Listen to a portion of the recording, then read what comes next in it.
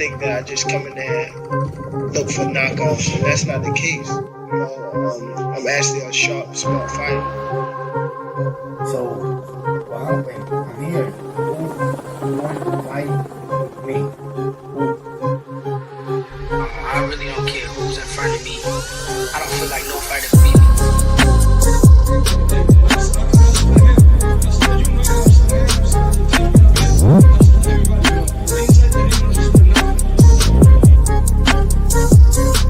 Our goal is to demolish everybody, to be honest. Everybody that's in my way. The pinnacle to any weight division is to have all the belts, all of the titles.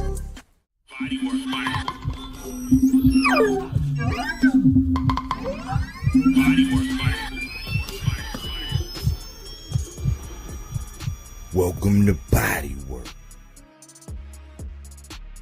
Welcome back. It's Michael Rogers. Welcome to Bodywork Boxing. It feels so good to be back. I hope everybody out there is having a good evening.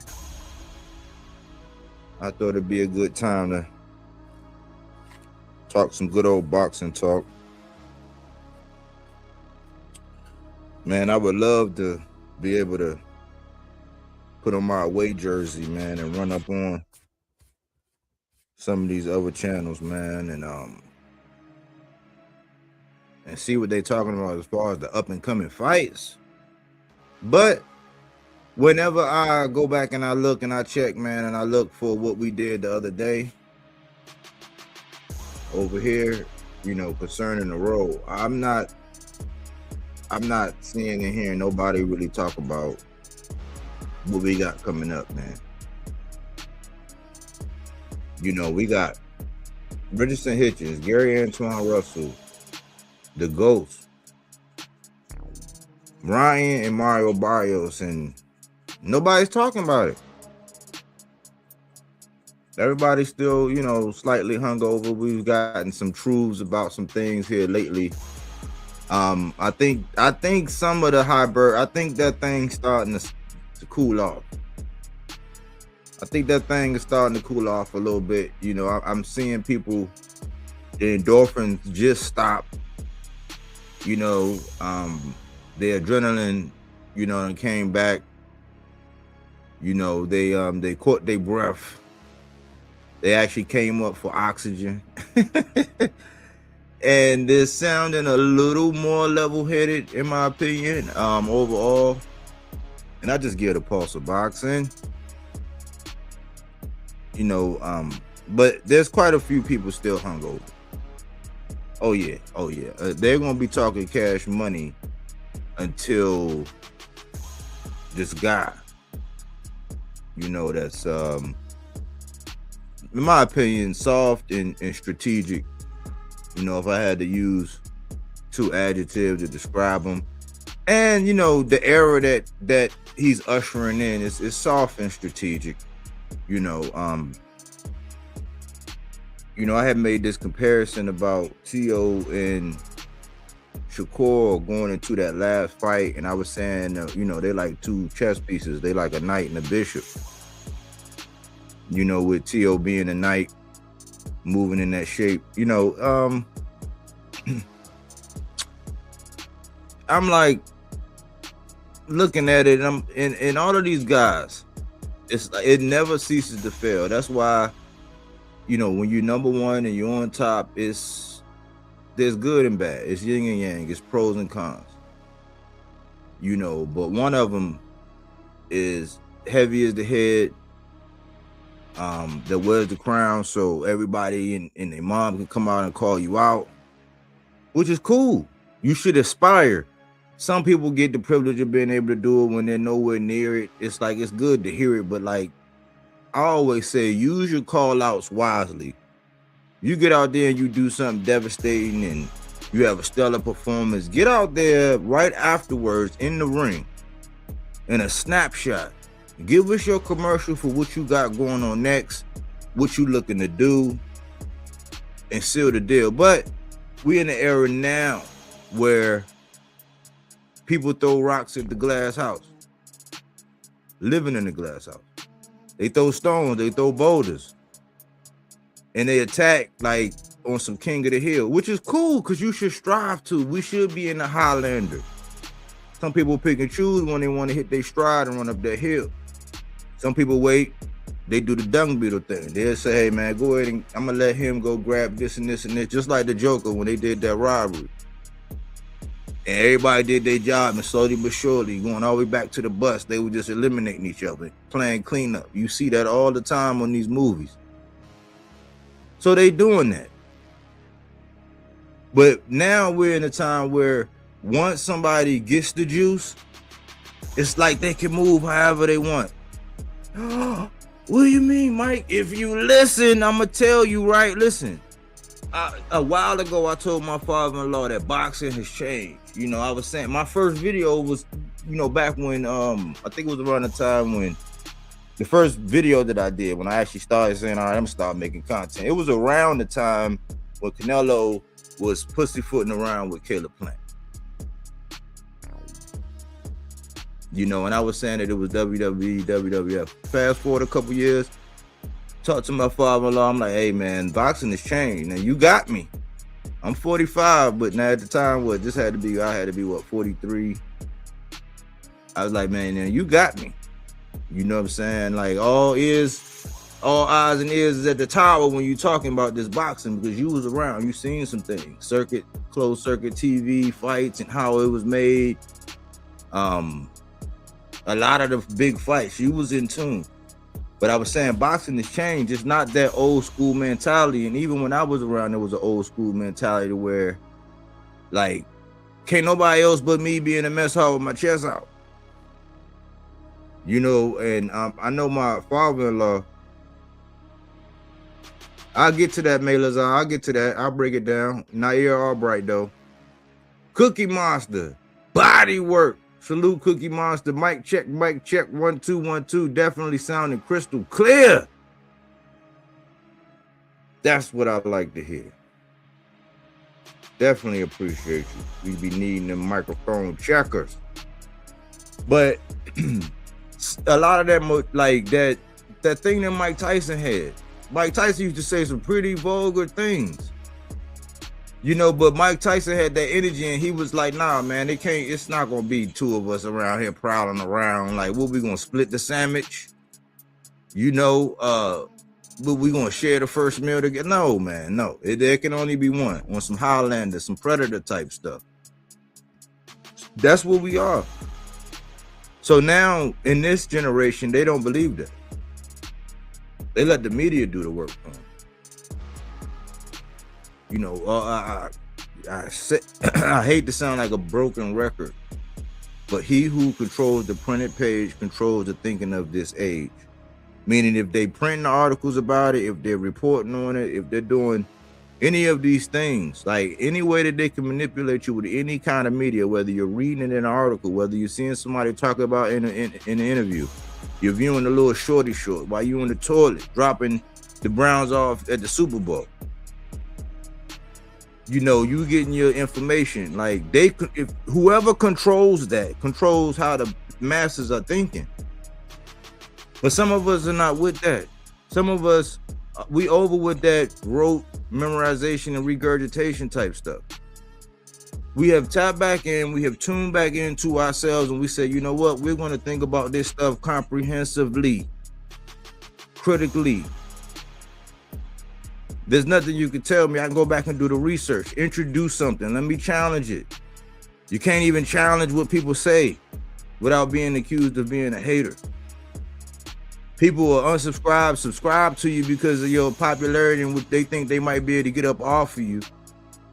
And then the minute you say something that they don't agree with, but they have yet to research, they just dealing in emotion, they'll walk away. Why? Because nowadays people want to be like bird feed. Like I was going to do, because imagery is everything. But that's how everybody, when I keep having this image of this mama bird feeding this baby bird. You watch these nature shows, man, that's what they wanted. That's what people want. I'm good, man. I need to eat mine first. You know what I'm saying? I'm good. Nothing wrong with these phalanges, these hands.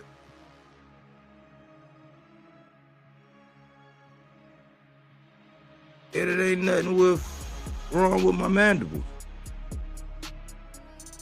We in the era now where, like, not only do they talk for you, they running around and bully people for you. They run down, they set the tone on interviews for you. It's like, this is the era, y'all. I'm just painting a picture. Don't shoot the messenger. I'm just trying to find creative ways to fall in love with boxing. And since nobody really want to talk about the things that really matter, like the fact that the road is getting ready to be lit. Some of these guys, like I believe Richard Hitchens do his thing and make a statement, I think he gone to 47. Too bad. You know what I'm saying? Too bad, because there's some other people at 40 I want to see him with, but I don't blame him because people are finding each and every way not to get in the ring, how to all these out-terming out. If he easy work, man, just get that easy work. But people can negotiate themselves out of the fight, and it's his fault, not his promoter's fault, not like who his manager, not it's his fault. These are the times we in now. But then again, everybody who has that IBF, you know what I'm saying, for some odd reason, one day it's the IBF, one day it's the fighter who holding the belt, but people pick and choose which side. That's why I always say you got to give them IBF champions just a little more credit, because when you look at them, the whole file all the way down, anybody that holds that IBF, that's not a heavyweight. When you look all the way down, when you actually look at it, you got to give them guys extra credit. You got to do it. Look at Osleys Iglesias. He ain't even got it, but the two top, you could probably say the two biggest names, Canelo and McGill, was like, nah. I mean, it couldn't be Osleys. It's got to be something with the 10-pound rehab. Oh, that's just not a good, appealing fight. What? I mean, it's a good scrap. He a good fighter. I mean, somebody got to show and prove. Nobody want to do that now. They can pick, choose, and refuse. They are playing chess, y'all. And if you're not in tune with how your player moves, then they're going to lead you by the nose and tell you anything. You know, they're going to get you all stirred up. They're going to play ping pong with you, have you on this side one day, that side. Never air. If you just stay on the side of the truth, you don't got to flip-flop. You don't got to ping pong. Your neck is okay. You ain't got to, like, you know what I'm saying? It's stability. You ain't going to be turning from left to right. You're going to stay center mass. You're going to put the meaty portion of your index finger right on the tip of that thing. And right when you have that pause after you exhale, you just going to squeeze. You know what I'm saying? We're going to take a couple shots and then we're going to adjust our aperture, but we still going to aim center mass. It ain't going to be no different. That's how we gonna look at it. And you gotta know that all these guys are pieces on the chessboard controlled by who? We can't even really get into it. All we gotta do is be able to watch the moves. If you follow this bouncing ball all along, you won't be lost.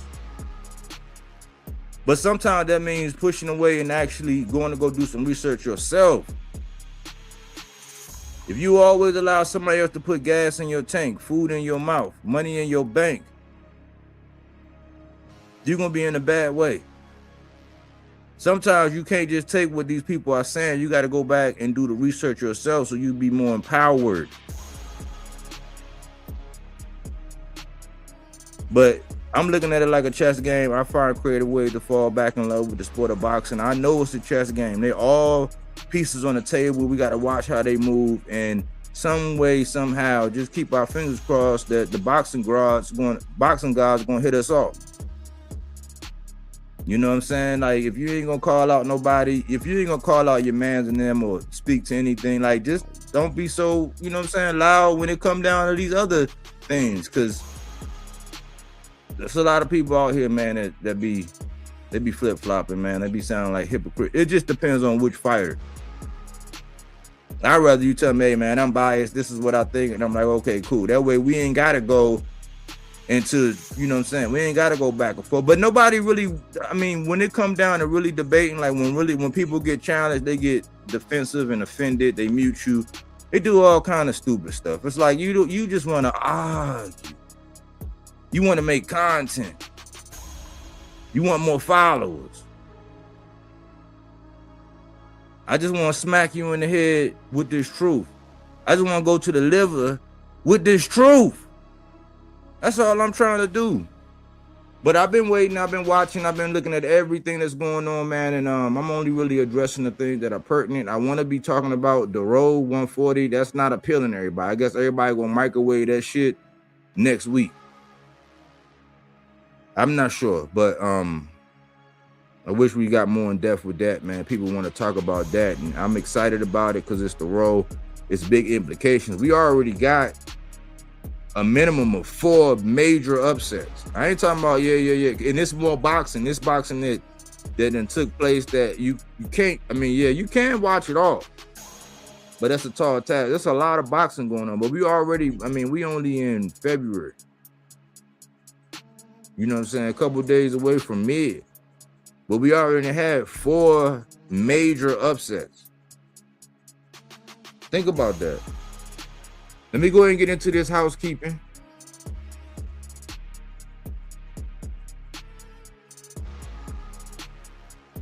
Let me get into this housekeeping. Wardley and Dubois, May 9th. Yikes! That's what I'm talking about. You see what I'm saying? As far as Fabio, man, everybody counted him out. That was an upset. You go back and look at how everybody had it. That was an upset. But Fabio was known as one of them, like one punch can change the whole fight. He a young, hungry. He was supposed to get his shot at Usyk, but Usyk was like, nah, go ahead and have my belt. No outrage. No outrage. He get to cherry pick a guy that punch resistance ain't there, but I digress. And they haven't fought, but that's what the rumor mill was saying. You know what I'm saying? That's what the rumblings was. However, Wardley pretty much still respected him. He just said, man, that's out of character. That's all I said. I said, man, that's just out of character for Usyk. Usyk known to be that guy. I know when you all the way at the front of the pack and you in the heavyweight division, man, you could do whatever you want, I guess. You know what I'm saying? Like, the rules just don't apply. It is, I mean, yeah, Wardley just wouldn't make any sense. But if Joseph Parker would have won, you would have fought him. I don't know. It's different strokes for different folks. The good news is Fabio Wardley is wanting to, he won the bump. He won the bump. And Daniel Dubois coming out that knockout that he had, him wanting to fight Fabio Wardley says a lot. Somebody going to sleep. Oh, it's scheduled for 12, but somebody's going to sleep. They say the champion get 20% better. Let's imagine if Fabio Wardley, you know what I'm saying, like just got a little bit better, just a little more head movement, a little bit more lateral movement. Oh my goodness. Yikes. May 9th, and I'm hyped. You know, I had sprinkled out something out there, and I'm like, man, do we want heroes? Do we want gladiators? Like, do we want, like, everybody is taking pride in the fact that the American heavyweight has gone down to not, like, it's, you know, I had been said it. I was like, man, somebody got hot during the week. It just now kind of got, but as far as Americans, we've been down bad, man. I seen Jared Anderson, you know, being more chipper, like being his old self. I'm like, man, that's the one who was having fun. Not the one that was like crying and like doing all that, like not that Roy, not that, you know, one that was all somber after the loss. It's like, you a warrior, man. I came back, I heard Bob say that, man, you know, Jared can be, you know, he can be rebuilt. He can be, I said, man, you got hope, man. Imagine Bob Arum speaking positive of one of his young guys who he had forewarned not to go do it, but he couldn't stop him because of the bag. That's why I say, like, Bob Arum, he can stop you, but he can't. That's a checkmate. But he let him go over there and get that money. Now, I'm sure Bob got, you know what I'm saying, broken off a couple, you know what I'm saying? Rightfully so. He told him not to do that. But imagine Bob saying you could be rebuilt. Imagine you lining up with a coach. I'm not sure if he's still with Prentice Brewer. I still got I'm going to do a talk heavy. but I gotta see if he would. I don't know who he is, but he's been chipper. He's been smiling. He's been jogging. He's been people making fun. I'm like, do you want American? We got the dude Edwards, but he's a little green, and you know we got a Jogba. We got, I mean, I guess you could say we got Torres, but I mean, you know, that's not my guy. I mean, I kind of like FA, but you got Jared looking good, you know what I'm saying? Exercising, smiling, not being down on himself, back in, you know, look like he got a little bit of his mojo back. I like to see that. And I had always had, before things happened, I had already had him and Fabio Worley on a crash collision. You can go back to the championship rounds with King Amin. It's on wax.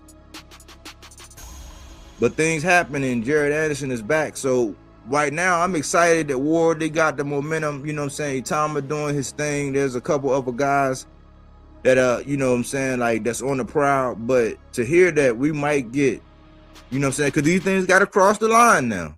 They got to get across the line. We might get Fabio Worley and Daniel Dubois. Somebody going to sleep. Jared coming back. You know what I'm saying? It's getting ready to be some big rumblings in the heavyweight division. So, you know, they got something to say. They say as boxing goes, so does the heavyweight division. So imagine if it got even more popping than what it really is right now. You know what I'm saying? Worley going, like, he got one little piece, and people say, oh, he, you know, yeah, he dropped it, but you gotta look at it like, man, hey, it wasn't my fault. I wanted to fight. You know, I wasn't shy when I won. When I stopped Joseph Parker, I said, ooh, sick. Like, yeah, like that's what we want to hear from the young guys. And of course, since he crossed from across the pond, people ain't really like, you know what I'm saying, jumping for joy, screaming his name, but boxing is boxing. And Fabio Worley, man, you could kind of say, man, he got the juice. I'm glad to just see him coming back, man, and staying active. You know what I'm saying? Like, I do like some other guys outside of the U.S. when it comes from, you know, down to the heavyweight division. A lot of them guys are across the pond. It is what it is. We waiting on our heavyweights to get their stuff in order, you know what I'm saying, and start stepping. But it might take some time. Number 2. T.O. fought uninspired. T.O. supporters. You know what I'm saying? Some of his only fans. Some people that ride with him when he was on that other stuff saying those things. Some people who ride with him in his loss. You know, all of that. Like, they basically saying he pulled punches. He fought uninspired. He wasn't trying to take over. Basically, he made a business decision. They know that he could do more. Like, all of the things that I said, I'm like, man, I know, like, T.O. used to be one of my main guys. I said, man, I can't get with that clown stuff. Like, so I jumped off. I got on him. Everybody was like, I needed to calm down. So I let it go. I'm like, all right, so we ain't going to pick and choose now. Because we can't deny what's going on in the ring. He's a roller coaster fighter. Well, it looked like he wasn't at the peak. He was probably down in the valley in that fight. And a lot of people are just running around singing one guy's glowing praises, but it's like every time we have a fight, we always analyze and assess it, and we always go over what the opposition did. If T.O. was still one of my guys, I would have did an after-action review. What happened? What was supposed to happen? What actually happened? And then what can we do better? I don't really care. You know what I'm saying? That was a little, I don't know. Kind of like I saw it when Mel went up there and fought Canelo. And that's my guy. Top 3. Tank, Earl, and Mel. My top 3. He went up there. I came out and spoke the truth. If T.O. was one of my guys, I would have probably went in on him a little bit more. But, like, what can I say? He ain't really one of my guys. I recognize his talent, but as a fan, you can't pick and choose when you want me to be a fan. And then you give a shout out and say that, oh yeah, this person, he's never biased. I'm like, dude, like, how's this dude never biased? Like, never biased? But this man basically said, yeah, because I'm never biased. And then he came out and said all the same things. Your boy done already said, man, on that episode. Go back and check out that episode, Unstrapped, with Teofimo and Shakur on it. You know what I'm saying? He ain't my guy, so it's not my job. I'd rather focus on the Brian Normans of the world. You know what I'm saying? Try to, in a roundabout way, keep abreast of what's going on with Bachran, man, because I want to see him get right back and get active. I want to see what's going on with that review that he did on that fight. Like, these guys, man, like some of these other guys, man, it's time to give some of these other guys a shot, man, because, right now they have weaponized the fans. Boxers come out, they do something, they underperform. You can't say nothing about them. You're supposed to call them. It's like, we don't do that. We rose like somebody drop a pass, somebody get their ass lit, somebody fumble. We go in since this boxing is you just no. But if you keep it boxing and you really just talking about what's going on, that's wrong. T.O. didn't show up. That's not me. That's from his knee pad wearing, you know what I'm saying, Chauncey jewelry displaying, throat coat spraying, reaching around, extending, having fans. They said he was uninspired. They said he didn't show up. You know what I'm saying? Don't pull the super soaker out on me. That's what they said. So what do you take from that? So an uninspired guy, when you can see that he fought, look at how Carlos Castro went out. Carlos Castro was still like, he got through. Carlos Castro was fighting like he wanted it. T.O. fight like he wanted it? Like, did he? Oh, no, but the jab was just so great. He didn't even try.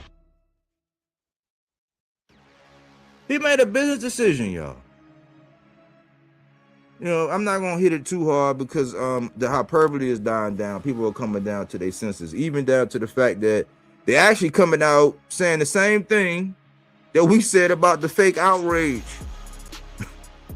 Go back and look at that Oshaki video. When I said Oshaki, could Shakur really be that mad? Now people actually coming out, breaking down the rules between me and AC. We done went down the rules and how that's a brand and you're getting introduced. Because I said if you're on $1 million worth of game, if you on Saturday Night Live, like they're going to introduce you as such. That's their likeness. Like you got to pay, bro.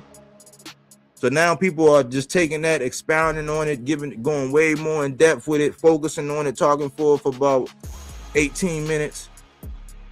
Thoroughly with the, they're all but saying section 107 of it. They're breaking it down now. We said it. But this is the era we in, y'all. And this is how you got to accept it. This is the new way of playing chess. Just like the new way, like people, they pick and choose when you got to knock somebody out or stop somebody or look fascinating. Like Oshaki put belt to ass and we seen how that looked, all but to stop it. Resendiz, a thorough beat down, no knockdown, just a thorough up and down beat down. That was what Resendiz did to Caleb Plant. A valiant effort, a show-stopping, a crowd-pleasing fight. That's what Abdullah Mason did with Sam Noakes. A fiery fight that sometimes rock 'em, sock 'em, but still I got to get mine off because I can't let them get wound up. That's what Dalton Smith did to Subriel. We in an era now where all you can do is put your front foot out there and pump the jab.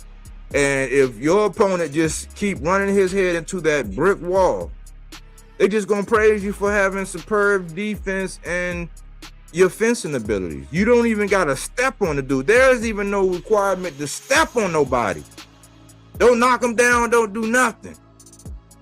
And afterwards, somebody that's not even in your camp can come on and say that, his phalange was acting up. If you can see it, because if you look and you take out your binoculars and turn it at a 96-degree angle, then you can see that the flatulence, like, come on, man.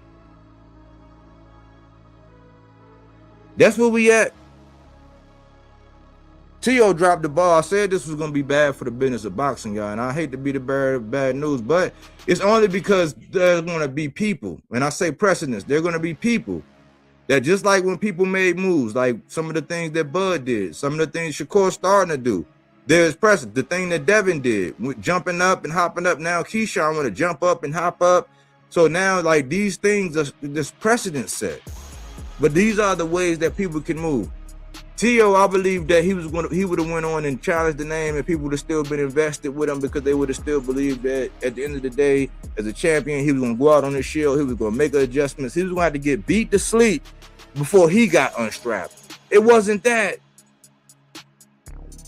It wasn't that. The dude didn't even try it. I have trust issues with Teofimo Lopez. I've been you go back and look at the thumbnail, it say identity crisis. I've been thought that about T.O., but we know he's up and down. He was down. He didn't even come out and try to do nothing. So don't listen to me. Listen to his people. There's a video out here from his biggest bunk bed, matching pajama set, creator, buddy, old pal. He did a video about him. Said the man was uninspired and he pulled punches. Yikes. Number 3, boxing industry plants are taking over the zone. Man, another guy has matriculated, had jumped out of nowhere from a whole different industry and then got on with the zone. Like, it's pretty soon, you're going to have to watch, like, whoever goes over there, especially certain fighters, mainly like guys from the PBC or, as they match up. And if it's on the zone and it's, these interviews are being done by these people, you know what I'm saying? We already see Chris Mannix going at it with Mauricio Suleiman. Like, it's about to be to where it's like, especially calling the fights, you already know who they're going for by the way they call the fights. Now, here recently they did a good job, I think. I believe they did a good job. More on Mannix as far as that fight. I can't take that back. But when it comes down to the movements and mainly the interview space, where it's like, they're going to add some old raunchy, poop stirring stuff, shall I say. When it's somebody they don't particularly care for, they ain't going for it. They're going to make the headlines, and they're going to use that. They're going to even use that person's name to make a headline on a video that's about somebody totally different. So comprehensively, we got to look at the zone. Look at all the people that came from the content space and got deals with the zone. I've been told y'all about all the industry plants, the guys that could watch a video that somebody do at night around about 9:15, have that fighter go on and then ask them all the questions of the show the evening before at 9:15. Get paid. Came out of nowhere. They don't even know these boxers. They don't know which, like, a lot of time they sit down across from these boxers. They don't know what weight class they in. They don't know when they got their belts. They don't know who they fought. They don't know nothing. They just got something that they got to go by. And and if you think somebody ain't compromised now, you got to think, man. Like, that's a network thing. That's a network thing. So then you got the promotional company, because on the zone right now you got Golden Boy and you got Matchroom. Let's just take those two. So if they work for them people, if the ties are deeper with the Golden Boy or ties are deeper with the Matchroom, even when Golden Boy and Matchroom get it on, it's gonna be things in there that was like, he who controls the printed page controls the thinking of this age. So if you controlling all of that, the kind of question that's being answered, the tone of the interview, interpreting things and asking soft questions and not really getting down to the nitty gritty, giving somebody carte blanche to talk sideways, but then acting funny and strange and having amnesia when you have somebody else on that you don't particularly care for. That's what we're going to be dealing with, y'all. These plants are just moving up. They grabbing a roll. They reading, you know what I'm saying? They like, oh, okay, say what? Okay, oh, yeah, this one. Oh, yeah. Oh, and if they ask you, oh, yeah, you don't know nothing about that. Of course you don't know nothing about that. Nah, remind me, because I thought gaslighting. They moving on up, y'all, like the Jeffersons. But that's my housekeeping, man. I'm not going to talk y'all head off about that. That is the housekeeping, man. I know y'all want to get down to the whole ordeal. Okay, y'all talking to me now. Okay, Miss Coleman. Salute, Miss Coleman. Let me see. I'm just now getting to the comments. Y'all know I don't be looking at the comments. The WBO made Keyshawn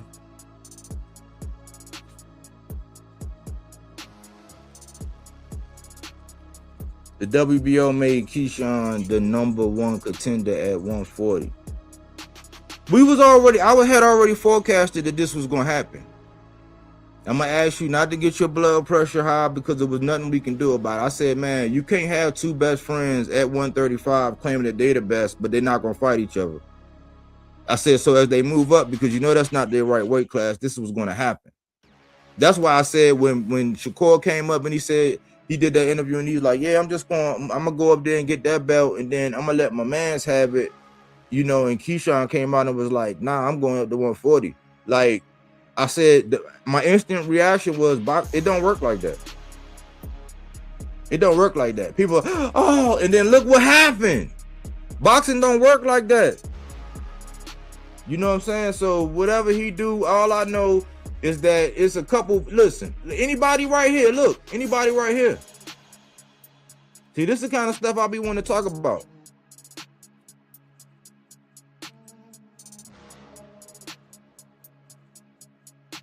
Anybody right here. It's plenty of work. Frank Martin, you got work with Frank Martin. You got work with Richards and Hitchens. Y'all notice how nobody, just like when Richards and Hitchens fought and stopped Cambosa, everybody said Gary Antoine Russell. Hitchens was going after T.O., if y'all remember. T.O. got in the ring. He was going after him, and he said F. Haney. He didn't say Gary Antoine. Gary Antoine called him out, but then everybody say, okay, well, Gary Antoine got to fight Hitchens. Yes, he does. Gary Antoine, in my intro, he said he's going for all the titles, all of the belt. That's implied. There was no talk about Keyshawn and Gary Antoine. And I said I wasn't going to talk about Clout Sean because he did the same thing to Tank. Knock, knock, and all this, and did all this. And then when he finally got all the way up through the eliminator, knock, knock, Tank, like at this biggest fight, a top rank event. Come on, man. You already squeaking by like even creating something to talk about with that Shakur stuff. I'm tired of talking about that. But he did that. Then he said he gonna stop Jermaine, which he got to get credit for. He did that body work. If we salute body work around here, he got it done. He got it done. You know what I'm saying? The fourth quarter, he got it done. He was saying he wanted Devin Haney, and then he was starting to say Lewis Crocker. And I was like, that's why I already said, I've been said on December the 18th, the 147 is whack. Why you want to go up there? Because they want to pick, choose, and refuse. And it's funny how he want to go get Lewis Crocker, but what's the only significance about Lewis Crocker? He got a belt, but belts don't matter. And the ring belt is free and all that other stuff that Shakur had. I already said this was going to be bad for boxing. I've been saying it was going to be bad for boxing.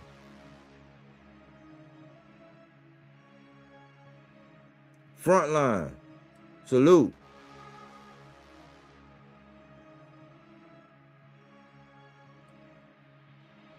Yeah, we can say that, but, you know, it depends on which one you get. When you up and down, you up and down. Like, when you inconsistent, you're inconsistent. Just like you got to gamble, it's like going to a food spot. It's like, man, sometimes the wings be perfect, but then sometimes, you know, it's like it's 50-50. That's what T.O. is. He's 50. You don't know.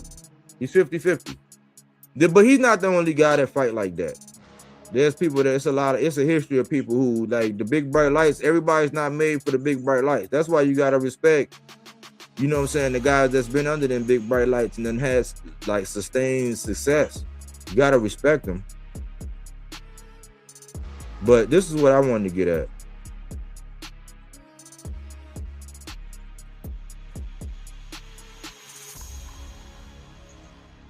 Now, I thought that these guys were playing chess. And maybe they are.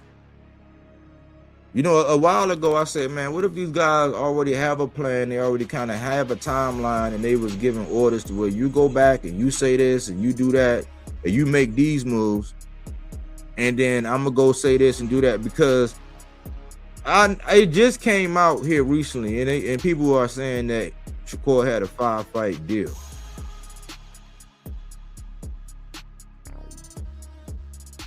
I'm like, if that's true, then that creates a lot of questions.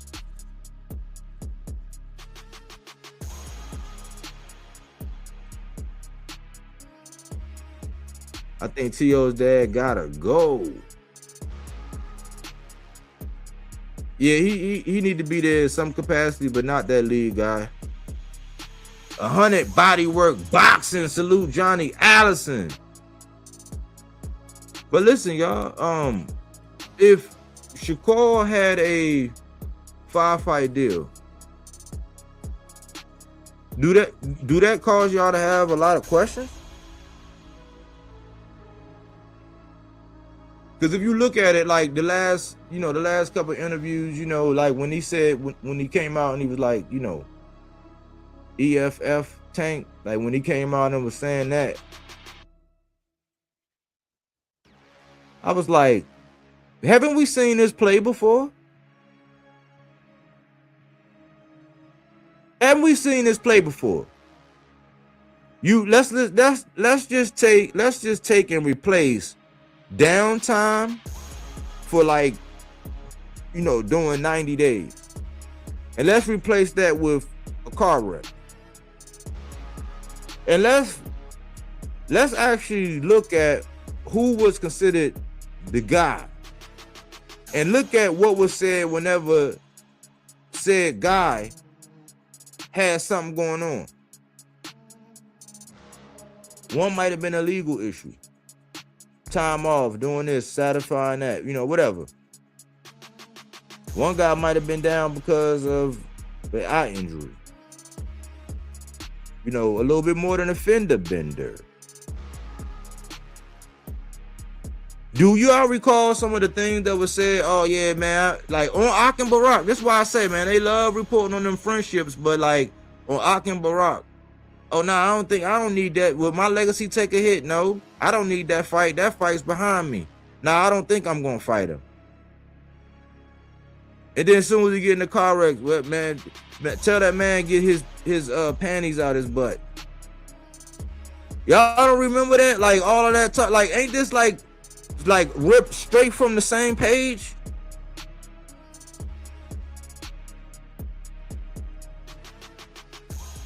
Now it's hard for y'all to do this. You need to separate the results of the fight, because they gotta fight. I think Josh Kelly just proved that.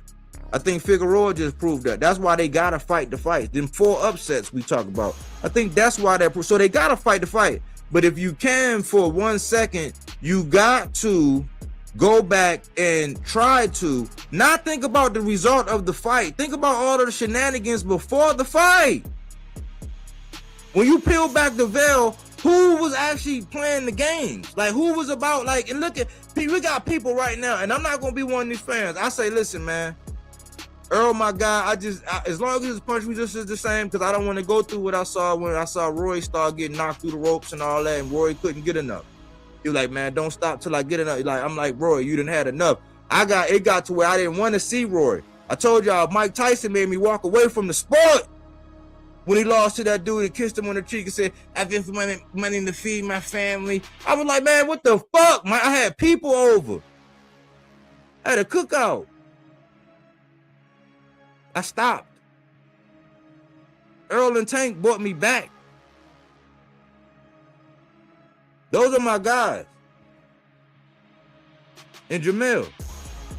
From that group, yeah, those are my guys. I'm not going nowhere. I'm standing firm. They brought me back. They kept me sustained. Those were my guys. But when you look at the moves, when you look at these different narratives and stuff like that, it's like J-Man said, salute J-Man. Look, it ain't me. Yep, the playbook. The same playbook.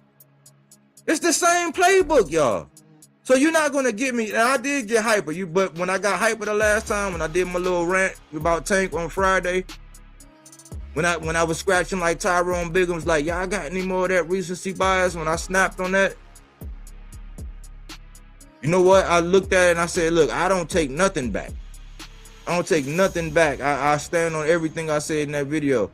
But what it also did, it made me step back and say, I'm no longer a fan of this guy right here.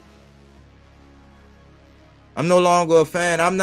First of all, I understand protect yourself in all times, but we wasn't worried about Mike Tyson protecting his cranium when he went in there and he was doing all his damage. We wasn't worried about that. I do not like safety first fighters. I do not like soft and strategic fighters. I do not like fighters who are running the same playbook that we'd have seen before. And I understand as a boxer, you want to have all the advantages, but it's like, you want advantages too. Like you want, like, it's like, it's weird, like the type of advantage. I understand, get all the advantage, get what you can negotiate. They say that all the time in business, and that's cool. But I told you that the fundamental fabric of business over here in the United States is that we have been ingrained, we have been pricked, we have been infected by this notion that whenever two parties do business, one party gets to walk away and suck his teeth like, I really stuck it to that sucker. That should not be so. Business transactions should be mutually beneficial. It's just like when you're getting ready to get off on an exit and somebody get ready to get on. Nobody should have to stop or speed up. It should be a merge and keep on moving. We crossed paths. It was a good exchange. We on our separate ways. No harm, no foul. I didn't have to slow down. I ain't had to speed up. I ain't had to do nothing freaky. I ain't had to give up nothing. That's how it should be. But it's told me that, look, man, I'm no longer a fan, man. And I'm not ashamed. I'm no longer a fan, man. I'm off. Johnny Allison, man, because I thought something was different about Johnny. I was like, man, Johnny Allison used to be on that Dev, and then he came up and he explained. He said, listen, this is why. And he ran down the list. And I said, man, who am I fooling? I'm no longer a fan of this guy over here. I don't respect it. I don't respect it, man. It's like that's like if a man had a woman and the dude had to go away and do whatever. It's like you stepping in that spot like that. It ain't yours. Like, well, you can make it. You can make it. You can try to make it yours. But what you gonna do when homie get out? What you gonna do when that fence open up? You already built in an excuse to where you don't. It's too many people that you won't fight. I can name more people that you won't fight than who you will. And right now in this current era, it's perception is reality. Salute to AC. That's his main thing right there. Perception is reality. So the way the media painting you, the way everything, and the way they painting, you know what I'm saying, the other guy, the guy who is the real face of boxing, not the face mask of boxing. Yeah, Shakur is the face mask of boxing. He ain't the face. He ain't. Like, I mean, I'm serious. He's not. You can say it till you blue in the face. He's not. It ain't no numbers. It ain't no shocking numbers. It ain't no grave details. It's just a bunch of people online talking, yip yapping. They playing chess, but I think one of them playing game. And there ain't no accountability for it.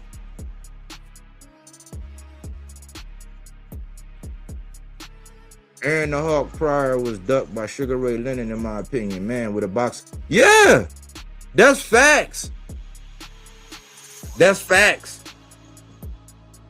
Like we know, like when you be on track record and you start saying something, you start doing the math. Now I got some math, because I always got to put something in your rucksack. But when you start doing the math and you start listening to what they saying, it's like you don't realize, like, you're being too specific about dates and times and when this happened and when that happened. It's like, oh yeah, they lying. They lying. Not to mention, most of the time these guys are like, they're pieces on a chessboard anyway. So it's not until you really get to a certain level, or if you get in a position to where you can really just call these shots. Like, it still got to be sold to the network. It still got to be make sense. Like, and if the numbers don't back all of that, they're not going to be hearing none of that. Ask Devin. It's a what you call it? It's a slip. It's not a dress. It's a slip right now that was provided by Turkey Al-Sheikh. It's a thin little slip that just give you that extra layer of, you know what I'm saying, give you that extra bread that you don't, you know what I'm saying, that the numbers don't dictate that, you know what I'm saying. It's a slip, not a dress. right now.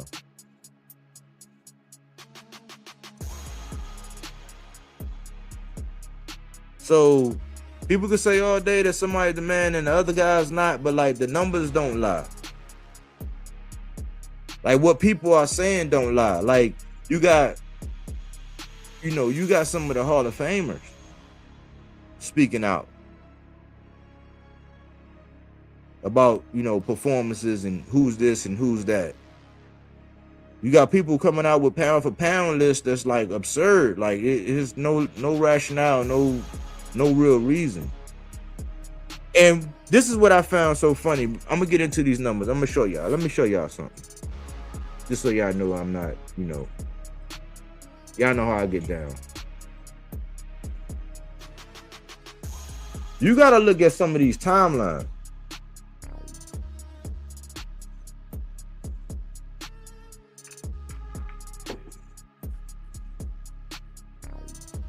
So let's start with Terrence. Let's start with Bud. He came in at 2008.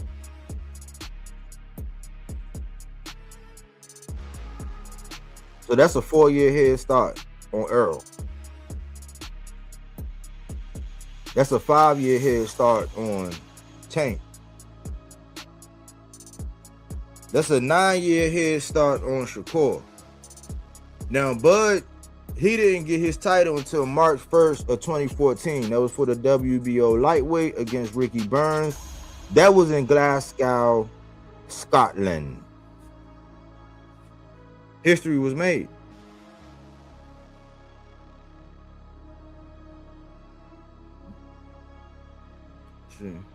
Johnny, good looking. I'm from Cincinnati. The Hawk is a legend. Tank kind of remind me. He do. But let's output. He do. And I know he studied him.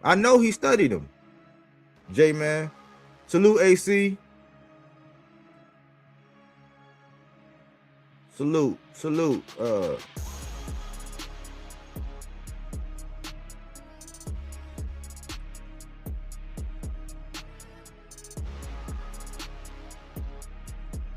He do. I said that, man, and he said it. If you look one of his old videos, man, Tank said that. Oh man, Johnny Allison. Hey, Bodywork. This super chat is for the live cook I called for the other day. 100. As a new dad, I don't really Super Bowl super chat, but I do support the boxing cookout. Man, I appreciate that, Johnny Allison, man. That means a lot. Yeah, and I appreciate that, man. Positive vibes, man. I definitely appreciate that. Thank you, sir. Thank you, man.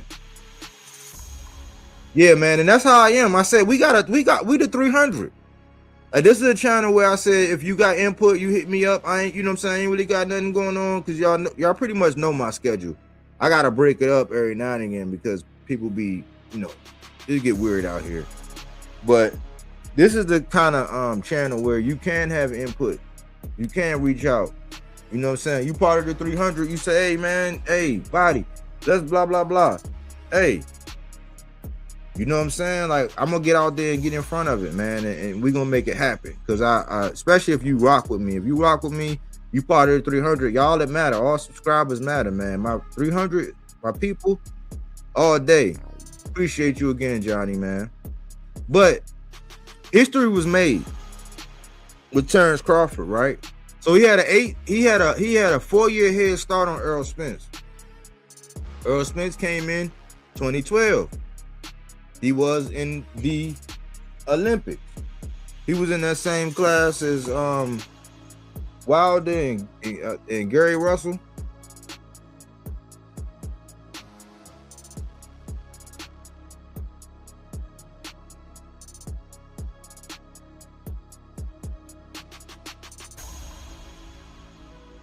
So he came in 2012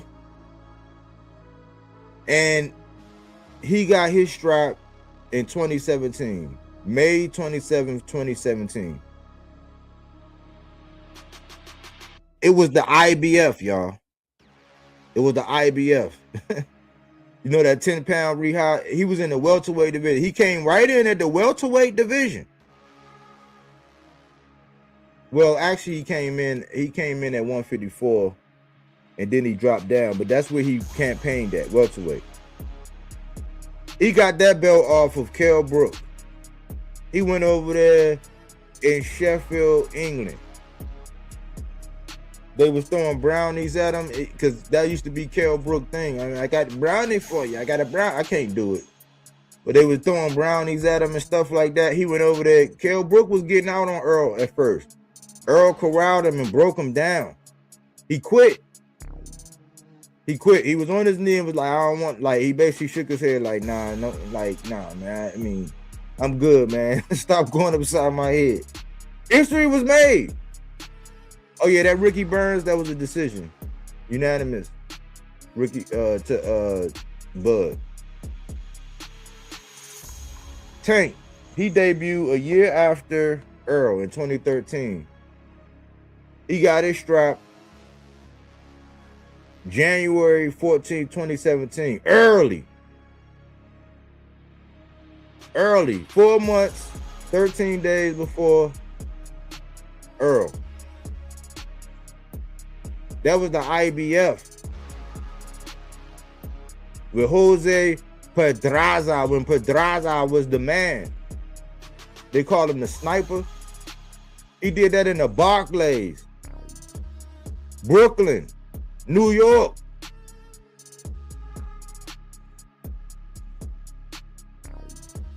Tank got his belt early.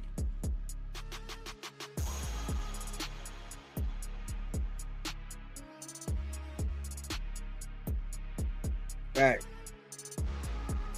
Tank got his belt early. See, I'm just responding. So, Bud,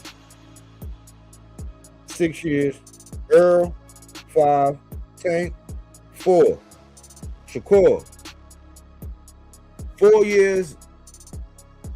He debuted in 2017. He was an Olympian, silver medalist. He got his strap October 26th of 2019. It was for a WBO featherweight vacant against Joette Gonzalez, who he was in a relationship with the man's sister. It got a little hectic at that, but that was in Reno, Nevada. That was for a vacant. These are the facts. So why you talk about that? What's the exact rehydration clause? 10 pounds, night of fight, or the next day? The next day, Johnny. You can't be more than 10 pounds the next day, and that's for every weight class. It's not a percentage. It's not any difference for smaller guys or bigger guys. 10 pounds the next day. You can't be at that next day whenever they weigh you. You can't be more than 10 pounds. So 154, 164, 147. You see what I'm saying? 10 pounds. And it was a great performance. So we got UD by Bud over there in Glasgow.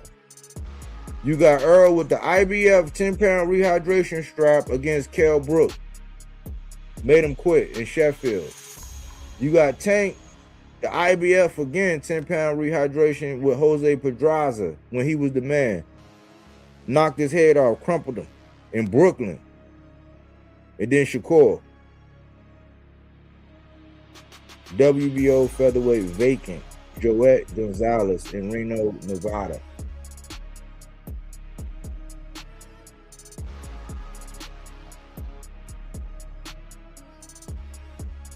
So, you know, when you look at it, I mean, you can almost say Tank came out of nowhere. The people who knew Tank knew that, you know, he was special and all that, but like the story, the backdrop, how he got over there with Floyd and all that, there's other people that be getting on that kind of stuff. But that's just like a opening, just to get your mind to start thinking about how all these things work and how all these moving parts move. And you probably figuring out, you probably like, well, why is he using Tank and Shakur? Because that's the closest thing to what we had with Bud and Earl.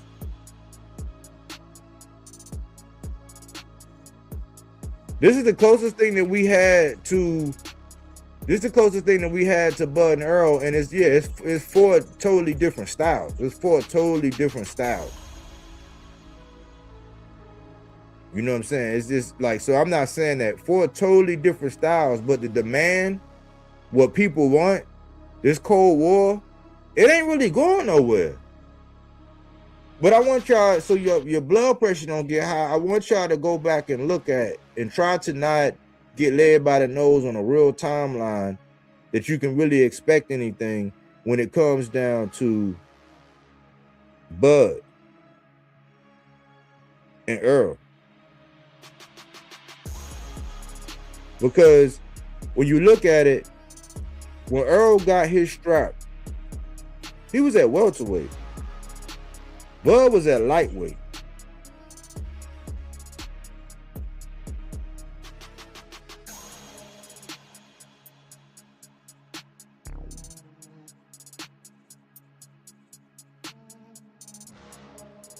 Think about that.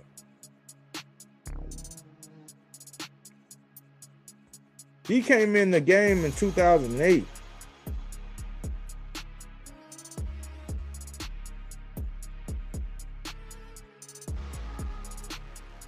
So Shakur, he was fast track. You know what I'm saying? He was just like fast track. You know, he was fast track. That's all I can say. You know what I'm saying? He was fast track. I mean, he had the experience, you know what I'm saying? You know, one of the best fighters in the world. You know, silver medalist. He only lost to Robisi Ramirez. We seen Robisi. You know what I'm saying? He's a great, excellent fighter too. He had, you know, he took on that the little tower in Inferno Espinosa. But that was the guy. So we got to look at the timeline from when we could have really expected Bud and Spence to fight, and to look at the timeline of when we could have got Tank and Shakur. And you got to look at the fact that there was communication. There was something put out there. There was something else put out there saying that it wasn't enough money, or it was something. But there was they aligned at one point in time. Somebody said that they was going to spin the block. Espinosa came out and said that he wanted something more like long term, and we was looking more like something like one off. And then Eureka, you find out. I just found out, y'all. Then you find out that Shakur was supposed to be on a 5-fight deal. So it kind of lined up to say that, yeah, you wanted something, like you wanted a 5-fight, like, but then people pick and choose when they can credit or discredit PBC, even though when you go down, like the biggest fights have been on PBC. That's where they were. Even if you look at the fight I'm talking about now, the Earl Spence and Bud, what we talking about?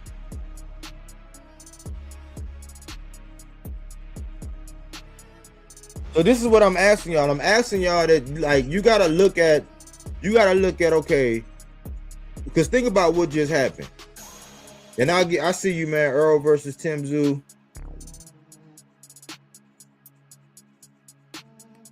Let me see. Shakur was pushed since the Olympics. It's nobody's fault. He not the face by now, but his. Yup. Earl versus Tim Tszyu was announced by Bodywork. What you think of this? Yeah, that's crazy. Shakur be capping. Yup. He do, man. But look, I like it. I like it, man. If Earl ready, and he, you know what I'm saying? If Earl ready, I just don't want to, like, if his punch resistance ain't there, you know, and he get, you know, if something happen, like, you know, what start happening with Roy, I'm not going to watch no more if he continue to get in there. But I believe he can come back. I believe he took the time off, because remember, his body was going through some things, you know, and you don't instantly get over car accidents and all that. Sometimes, you know, you gotta change it up. He took more than enough time to get rest. Sometimes when some people take rest, it depends on how they rest. Because a lot of people say, "Oh man, he could take a year off. He could do this and all that." But that's just different. I think Earl took enough rest, and if he look at Tim Tszyu, because I don't think Tim Tszyu going to be the same. You know, I would have accepted the Tony Harrison thing because I don't think Tony Harrison the same. You know, I just wouldn't have wanted to see him and Jamel come right back and fight each other right then and there. I think that they both need to have a fight, and if he's gonna fight Jamel, or if he's gonna fight Keith, let Keith get it on with Thurman, let him get it on with Tszyu, and then, you know, Mel got to go back and get somebody, and then they all mix it up or something. You know what I'm saying? Or go to 60, and I don't know, but that's my initial thoughts. But when you think about what I was saying as far as these moves, right? Salute Honeybee, salute Bodywork. All the biggest fights in recent years been PBC. Fury versus Wilder, EJ versus Tank, Ryan, and yeah, Tank versus Ryan, Bud versus EJ. Facts. But when you look, let's just say, okay, when we look at where Shakur was, we had talked about this before he actually made the move. I say it was the quickest free agency ever. It was announced that he had, and I've done a video with the timeline and everything, but he came out, he announced that, well, it was known that was his last fight. It was going to be his last fight, that Haratunian fight, and that he was going to, you know, explore his options. Eddie had already been seen. You know what I'm saying? This is like, you don't even get confirmation that, well, you know that the relationship might have ended, but then you see, you know, you see these two out here looking like an item already. Like Eddie and Shakur was already looking like an item. And I swear it couldn't have been no longer than about, I might be stretching if I say 13 days. I might be stretching. If so, it might be a couple days shot, but I swear it was about 13 days. Yeah, I'm with Eddie, blah, blah, blah. And then it was known that you told Eddie, don't even try to make that Tank fight. That's when my antennas went up, and I said, man, do these guys know something? Because you couple that with the whole we gonna spin the block thing, it's like, okay, so is this planned? Or are y'all playing games?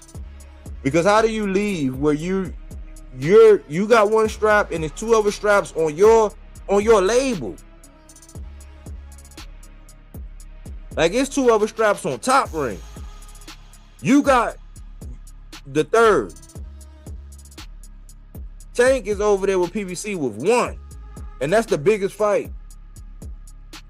Contrary to whatever anybody's saying, like recency bias stuff, Tank versus Shakur is still the biggest fight.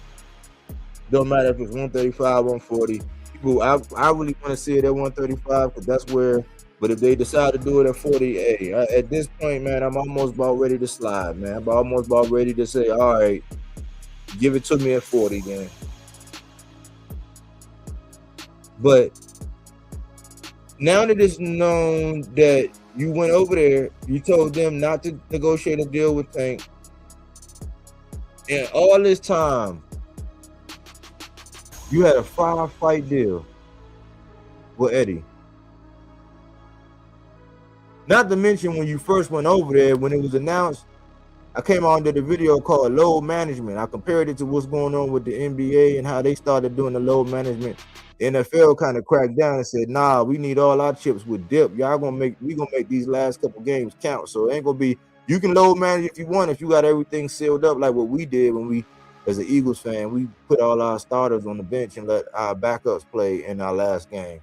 But that's not normally how it is. He was gonna fight Joe Cordina coming off of a knockout loss to Kakasi, a guy who was supposed to fight Ray Ford. I don't know what happened, but I'm like, that seemed kind of weird too that you didn't get Kakasi either, Ray. Oh man, but well, let me get off.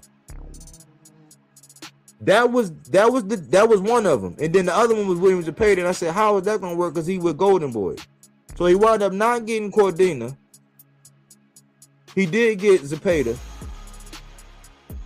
He didn't get Schofield, because Schofield pulled out.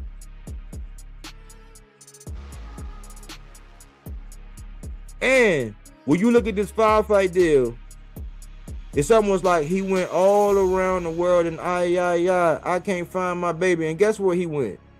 He went right back over there and fought a guy that's with Top Rank.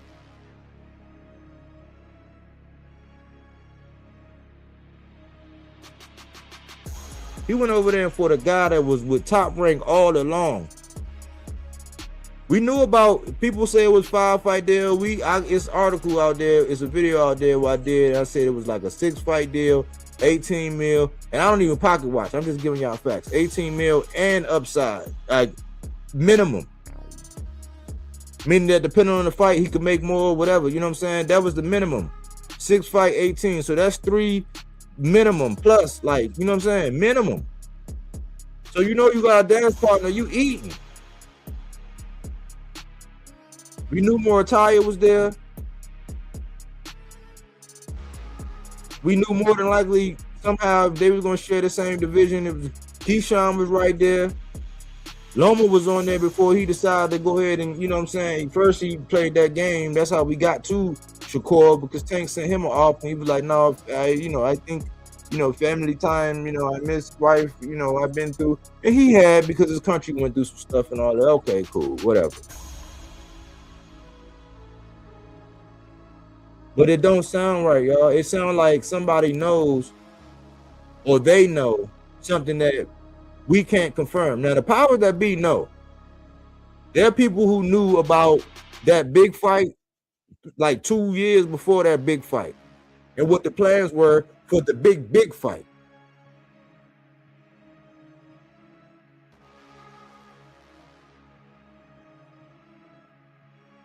Why? Because you could already see the path of the one guy.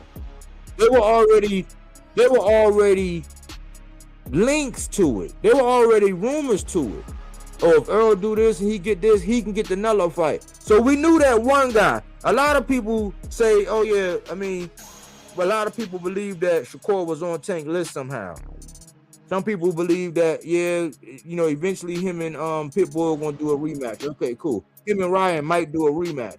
And then it was whatever big fight, like, you know what I'm saying? It's one of the things where, okay, when the business, like, they gotta leave room for that. That's just like, we don't know all 6. Now, we can give the names that was over there with Shakur.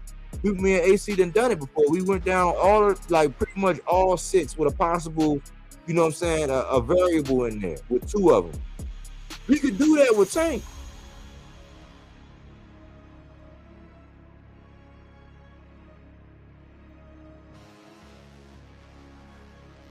But what happened was, man, the boxing, the Earl Spence and the Buzz stuff, it got so toxic that fans was ready to smoke each other, man. I'm like, man, we can't smoke each other, and they ain't even fight yet. But it happened. Cojones turned blue. I think Cojones is turning blue with this situation. But do they know something we don't know? Because he said he was going to spin the block. And I'm like, okay, like, it's this unwritten rule.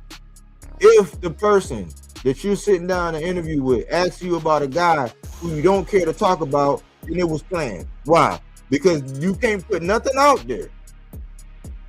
You got all this representation. You can say, listen, if you ask me a question about this, I'm either going to say next comment or whatever. So if you're willing to get down like I'm willing to get down, you know what I'm saying, so we can do this fire interview, then don't bring up this person's name. It's gaslighting when the person's name that everybody want to see, and now you acting like, you know what I'm saying, like,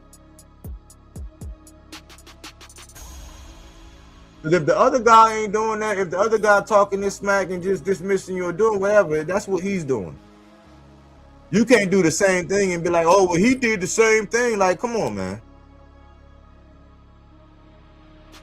So you gotta replace the fact that when you ever hear anything, like when you hear somebody like dismissing or whatever, because listen, what's interesting is he dismissed Oshaki, who was moving up from 30 to 35. Tank, we just seen what happened with Lamont Roach. When there's familiarity and it's something whatever, and you know what I'm saying, it could be real interesting.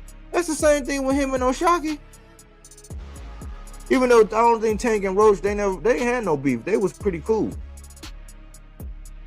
They know each other. They ain't best friends, they ain't BFFs, especially now, but like they know each other. Tank still gave him an opportunity. But Shakur was able to deny him, and then he dismissed what Oshaki did. He dismissed what Oshaki did to Stephen Fulton. This is before he beat Tio, which he was doing that with Tio, but he could dismiss Oshaki and say, I'm just not fighting him. That's why I say, was he really mad that they took his strap? Why? Because as soon as he came back down to 35, had he done what he was going to do, Oshaki was going to push the button. And WBC was going to make that fight. So he was going to have to drop it right away anyway. So was he really mad?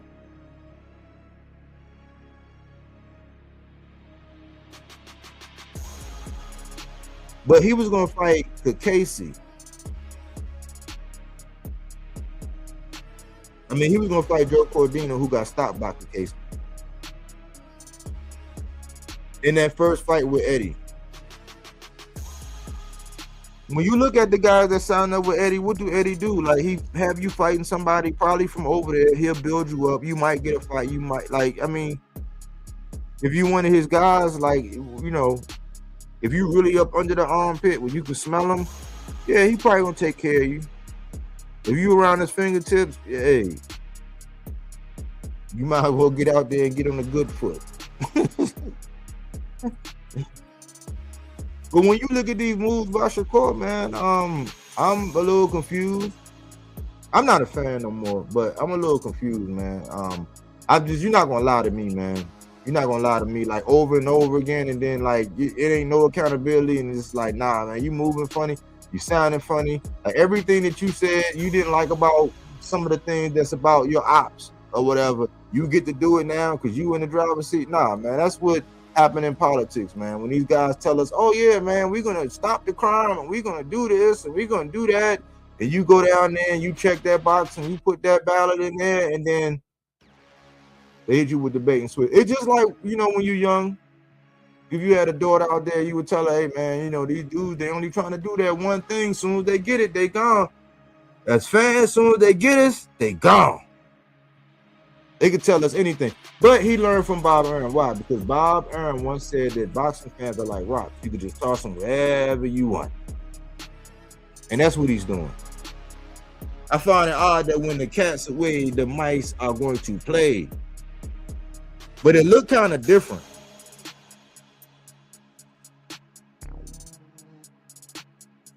Yeah, Shock actually beat a skillful boxer.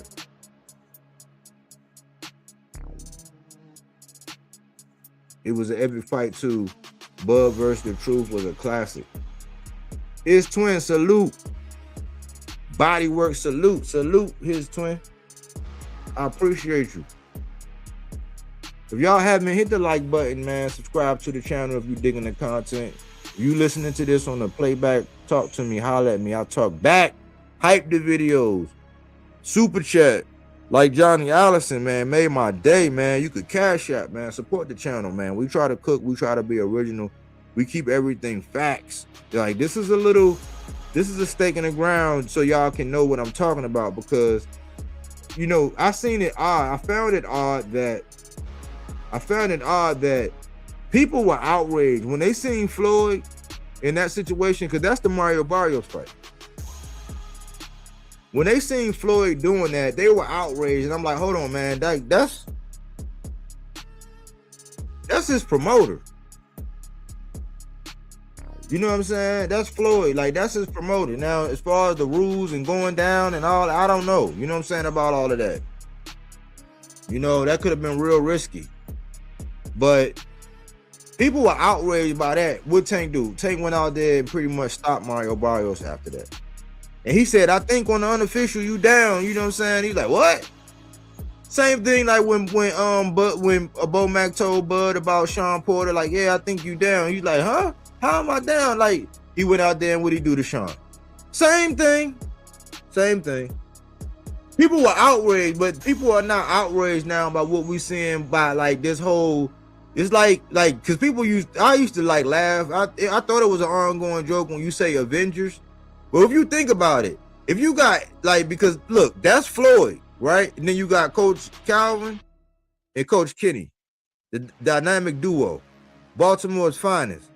You know what I'm saying? Coach Calvin is basically like Tank's father. So you got them and then you got Floyd. On the other side, you got Bud.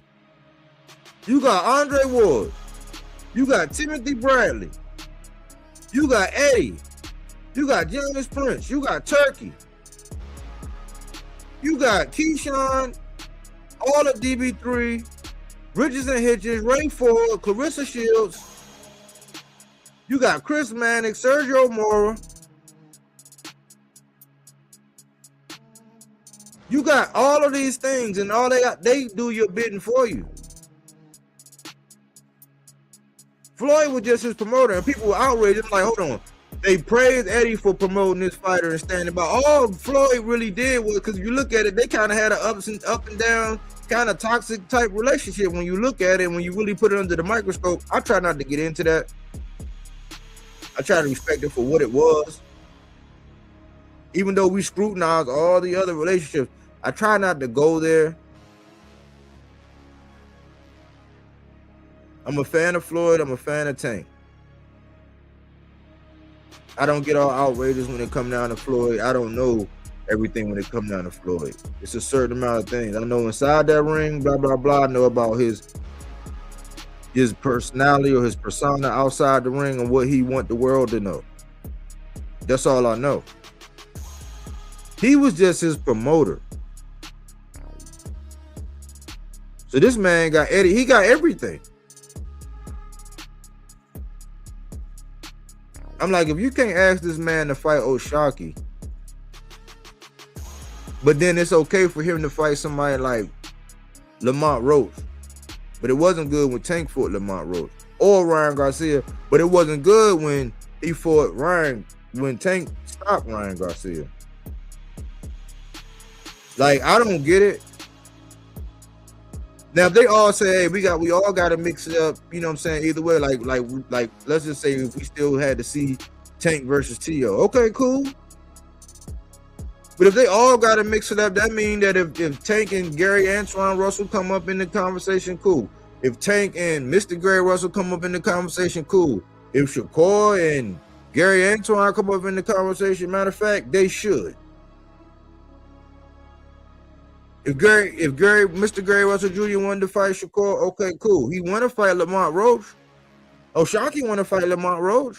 So we all mixing it up. We got to see how the chips fall as they may. But like, there cannot be an error, a soft strategic error where, yeah, whenever you run up and you're going to do this and that, then it's okay for you to do the rehydration clause and all of that. It's okay for you to move funny and drop belts and say you're not going to fight this, have a best friend, have a cousin, have a god nephew, like have all the ducks, everything in your favor. Why not fight the best dude out there? Why not? Like, please don't go out. Please don't go out like this and be in one of them interviews. Like how I think Keith Thurman and Errol going to go at this rate, where it's like they both going to be old, like they both going to be in their rocking chairs or whatever, thinking about, oh man, you want to get a novelty boxing fight going on, you want to do an exhibition. Don't get to the exhibition stage where you finally decide, like with Kell Brook and Amir Khan, how they waited like an eon too long. Don't do that to us, and don't be sitting up there with the shoulda, coulda, woulda. Like, yeah, we really should have scrapped, man. Yeah, man, shoulda, coulda, woulda. Don't get us to that point. It's different, y'all. Like the way they move in this new thing where like you got, I just can't. It's hard for me to speak on it because you got this dude out here running up on people, intimidating people, going to fights, trying to press people and do it. Like, what are we doing? And it's looking like a facade. It's looking like, you know what I'm saying? Like, it's looking like how some quarterbacks, they need a great line, they need a great running back, they need a top 3 wide receiver, they need a defense, they need a safety, they need a coach who coached in Pee Wee, college, won, a championship, was a defensive coordinator on a Super Bowl with another. It's like you need every damn thing. And now, like, let's just say if it's hard, let's just say it's a hardcore Tank fan. If it's a hardcore Tank fan out here saying, you know what, you nice with the gloves, why don't you fight Tank? Like, that's off the table? Or is it really on the table and you playing and we all playing games? Or are they playing chess? I'm trying not to get you all excited because I don't want to happen what happened with Earl and Bud. It got toxic. It got drawn out. People celebrating. They got anniversary now. Like, is it an anniversary like from when? So when Anyway stopped Fortune, do we celebrate on that too? Are we gonna celebrate now like Josh Kelly doing what he did? We gonna celebrate? Are we gonna celebrate with Dalton Smith every year? We gonna have an anniversary and say, oh yeah, it's the time. Are we gonna do that? We don't. We don't do that. I'm just saying, don't let these people play chess with us, man. They are playing chess, but like, let's not condone everything they do, and let's start doing more of this. Because if y'all think these like simple facts right here, if y'all think these are interesting, I got more. I got empirical statistical data that's gonna show you that's like one person's playing chess, one person's playing games.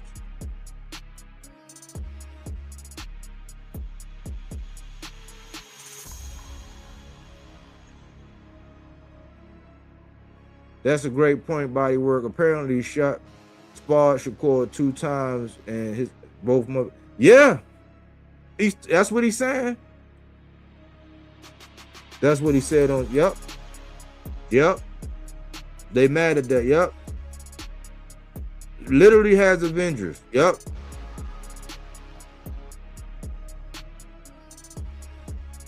No, I seen an interview with Tank addressed it. He said that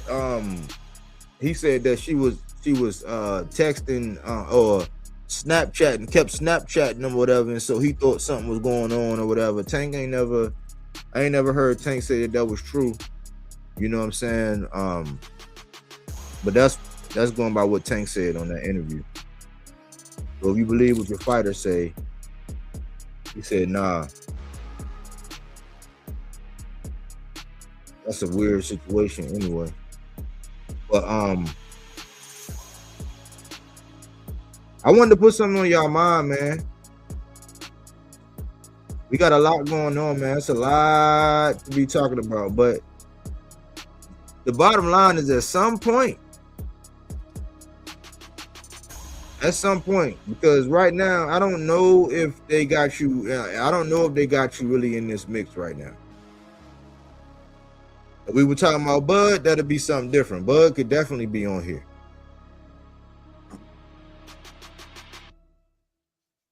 Based on, you know what I'm saying, based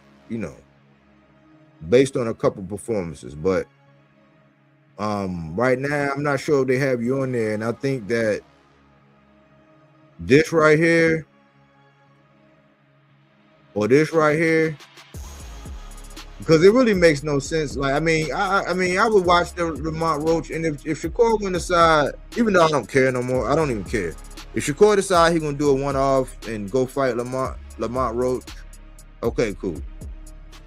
If we decide he gonna go fight Pitbull, all right, cool. I'm not gonna be kicking and screaming about it, but I'm like, I don't know what we gonna get all enthused, and like, it's just like when Frank was getting ready to fight Shakur and everybody was with it, but then when Frank went to go fight Tank, everybody like, oh man, no, it's the same thing. It's the same thing, man. But we're gonna see in time. That's why I do these things and I put out these facts. We're gonna see in time who was playing chess, and who was playing games. This is a stake in the ground conversation, man. It's absurd, some of the things that people are standing on out here and they don't even qualify. Take 15, 20 minutes out to read, to just look at it and not debate it. But I figured this would be an interesting segment, man. I wasn't going to keep you that long. Hey, Bodywork, I wanted to ask you about Wilder's actions lately. I ain't with it. I ain't even with it. I ain't with it, Johnny, man. When that man said that stuff about the Twinkie, matter of fact, when they caught that man twerking and the way he was twerking, I'm talking about like a stripper. Oh my God. I was off. I said, man, I can't. Nah, man. I ain't even know. You know, I mean, when you see a grown man moving like that, you know what I'm saying, and embodying that, I'm like, man, I can't get down, man. I can't get down, man. So, you know, I expect that. Like, this is the lashing out. This is the selling of the fight. Some people can only sell fights. You notice how here lately, people can only sell fights using a couple of things. The RACE card, that's the big one. That's the whole thing where I was saying all before the Shakur T.O. fight. I said, man, you really can't. They don't know how to sell it because they were selling it on the things that T.O. was saying, and they were selling it on the fact that Shakur was going to be the one to go in there and punish him for his. I mean, I'm like, first of all, Shakur ain't the kind of guy. Now, Boots would have went in there and probably punished him. Like, Gary Antoine, like, he had the capability of actually punishing him. But out fencing them and out pointing them and just letting them just run right into your jab all night, no. But they sold it off of the RACE card. And then he tried to do the your mama stuff. They tried to sell it off some like the RACE or some ghetto stuff. Like they was trying to sell it. And I'm like, you can't, you got to sell this guy like, you got to sell him on the fact that no matter what your guy do on offense, he ain't gonna be able to touch my guy, and my guy gonna he gonna find a way to outpoint your guy. That's the only way you can sell him. You can try to sell him as this clean, pristine, perfect form, perfect D. Hey, that's the only way you can sell him, Mr. Clean. That's about the only way you can sell him. But you try to do, if you got to go to the race card, like how Keyshawn used to go to the race card and go to the colorism, the light skin versus dark skin. If you got to get all into that, he's not a star. He's not a star. Yes, those things sell. Just like SCX, they sell. But at the same time, if you got to sell a boxer in that manner, he's not a star. The only thing that could really make him a star is if he go in there and he take Tank's cornbread.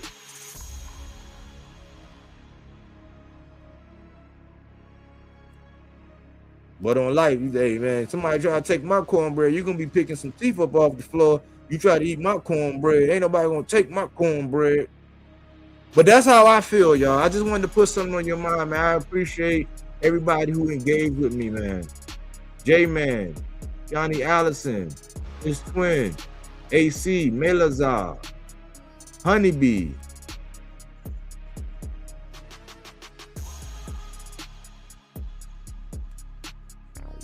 Frontline. I think that is easily, I think that's everybody, man. But let me know what you think about this in my comment section. If you catch this from the playback. This was Fruits and Veggies, not that Reggie, that fact-based content, not opinion-based, even though we have opinion. This is the alternative to what everybody else is saying. I say, hey, listen to all them guys and come back and listen to what we say about it. We're gonna break it down.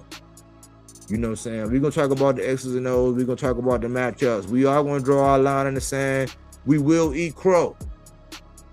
Hopefully you put something in your rucksack that you can march on with it. Silence is consent, meaning that all it takes for evil to prevail is for men and women to remain silent. So we speak to those things that need to be spoken to in the sport of boxing. Let's all play chess and not play games. Thanks for choosing Bodywork Boxing. But we don't take things for face value. We do that body. He didn't want to box. He wanted to actually prove that he could punch with you. He was like, what the fuck is this nigga? Right? Oh, okay. You want to go to sleep. You tired. Welcome to